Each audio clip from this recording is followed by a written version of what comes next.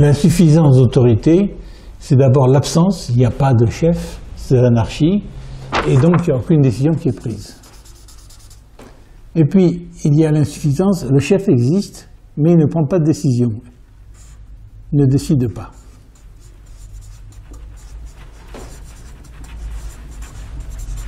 L'immobilisme.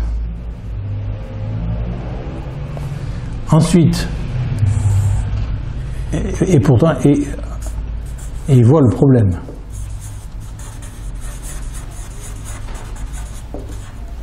L'autre, il voit le problème aussi, mais prend une décision mauvaise.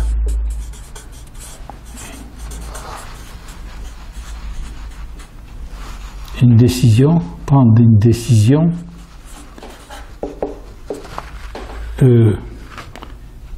comment dire ça? C'est pas mauvaise parce qu'il s'est trompé, mais mauvaise parce qu'il veut se faire accepter. Mauvaise pour satisfaire les gens qui le commandent. Pour séduire. Voilà, mauvaise pour séduire. Mauvaise pour séduire. Il y a un exemple historique de l'affaire. Quand il est revenu des accords de Munich, M. Daladier a eu peur parce que l'avion, à l'époque il n'y avait pas de tour de contrôle comme maintenant, faisait un cercle pour se poser dans l'axe du vent, quoi. Enfin, oui. Et puis il voit la foule qui attendait en bas. Il a eu peur, il croyait que les gens voulaient le lyncher. Et il pose la question au pilote par radio. Ils sont là pour vous acclamer, Monsieur le Président. Et il parlait de Daladier, a dit « Quel con ». Et tout le trajet du Bourget à Paris, il répondait aux acclamations en disant « Mais ils sont cons, mais ils sont cons ». Parce qu'il savait bien, lui, que la guerre allait venir. Alors qu'on veut l'acclamer d'avoir sauvé la paix. Bah, démagogie. J'ai pris la décision qui pue aux gens, c'est pas la bonne. Et puis, ensuite, je vois le problème,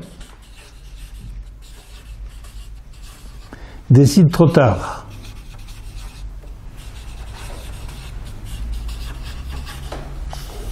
C'est le manque de prévision. Voilà.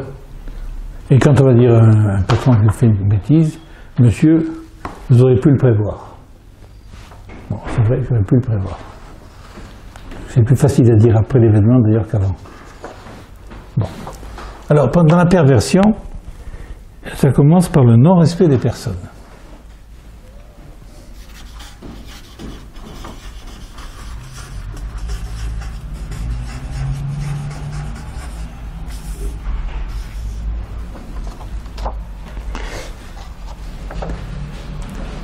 Je verrai un exemple de Napoléon, qui disait « La France me donne 100 000 hommes de rente. Ça veut dire que je peux, par la guerre que je mène, faire périr 100 000 Français par an, c'est normal, la France me paye ça. C'est pas vraiment respecter les hommes. » Ensuite, il y a l'abus de la contrainte.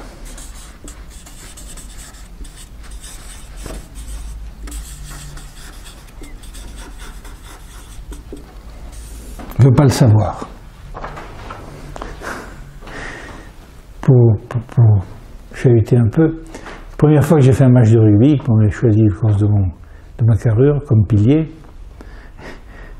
il y avait un coup de sifflet, c'était une mêlée. Je ne savais pas ce que c'était. Qu'est-ce qu'on fait?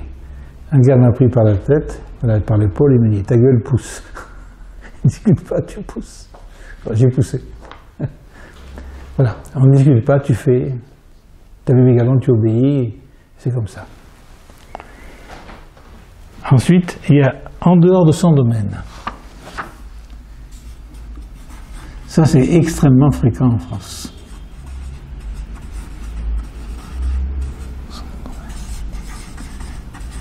Parce qu'une autorité, c'est quelqu'un qui a fait ses preuves dans un domaine donné. Par exemple, un savant en médecine, un acteur dans son art. Mais si l'acteur dans son art dit « parce que c'est moi, vous avez voté pour un tel » en politique, c'est pas son domaine, c'est abus d'autorité. Si le grand savant médecin dit « votez pour tel politique », il est en dehors de son domaine aussi. Mais ça marche très bien quand même. Hein. Les gens, ils acceptent. en dehors de son domaine, et puis à son profit exclusif.